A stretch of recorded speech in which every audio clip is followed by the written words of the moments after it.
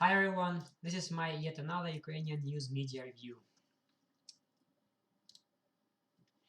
The main news of this week are about President Petro Poroshenko decree to ban the usage of certain Russian websites and services in Ukraine.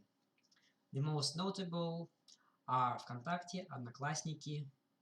Those are Russian social networks that are mostly used among Ukrainians, and Yandex, which is a web services and search engine company, very similar to Google, and also 1C, 1S, which is a company that develops and supports an accounting software and a lot of other. And now in details. As I've already mentioned in one of my videos, ВКонтакте and Одноклассники are predominant social networks in Ukraine and Russia. They are used by colleagues, friends, and families to communicate. They are even used by some small businesses as an advertising or trading platforms because they have these abilities. A lot of communities are created to connect people with common interests and ideas. So I think that, first of all, this is an oppression of the free speech. And also, this prevents friends and families from communicating with each other. It also causes problems to a lot of small businesses. They say that it was done to prevent the anti-Ukrainian propaganda that's allegedly being spread through these social networks. But then they should also ban Facebook, Twitter, and YouTube, because you can find all sorts of information anywhere over the internet. Now about Yandex.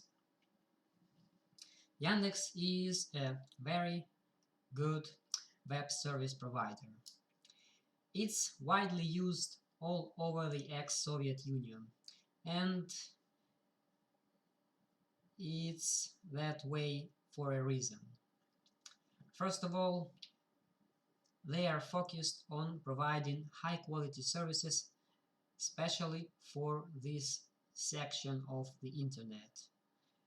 They have maps that are more accurate than Google Maps for the territory of the ex-Soviet Union countries. A lot of small towns don't have a detailed map on Google Maps, but they have it on Yandex Maps. Also, an email service is pretty good. The cloud storage service is highly competitive to other worldwide services.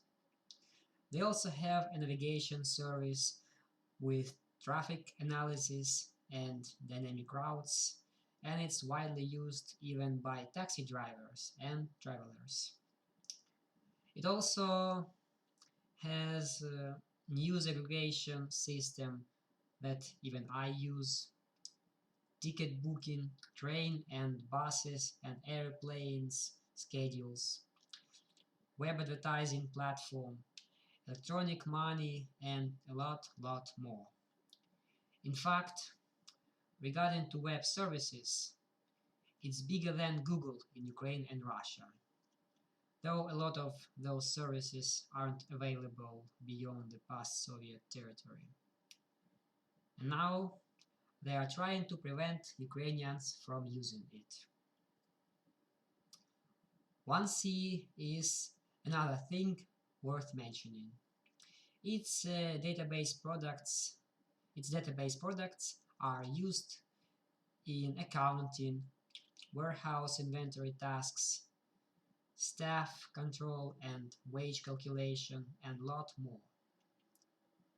Those are very high quality products, and they are dominating in those tasks in Ukraine.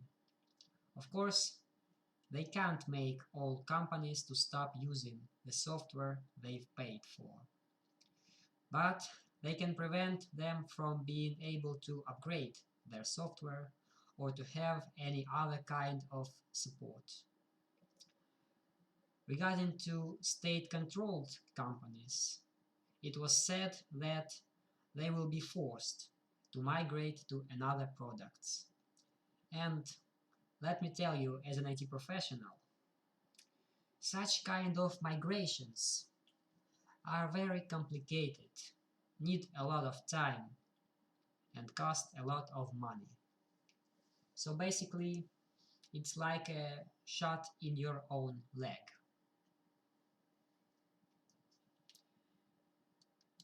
And not to finish this video on a sad point, this is something to amuse. The local authorities of Chernigov turned the monument of Bogdan Khmelnytsky away from Moscow. Like it would change anything. Bogdan Khmelnytsky is a highly honored in Ukraine and Russia 17th century leader of Ukraine and high military commander of Cossacks, who's famous for starting a war to liberate Ukraine from Poland in 1648 and winning that war and uniting Ukraine with Russia by becoming an ally of the Russian Tsar Alexei Romanov by signing the famous March Protocol in March of 1654. That's why the monument was facing Moscow. By the way, Crimea was given to Ukraine in 1954 to honor the 300-year union of Little Russia, as Ukraine was then called, and Big Russia, which is now Russian Federation. Well, that's all for now. See you next time.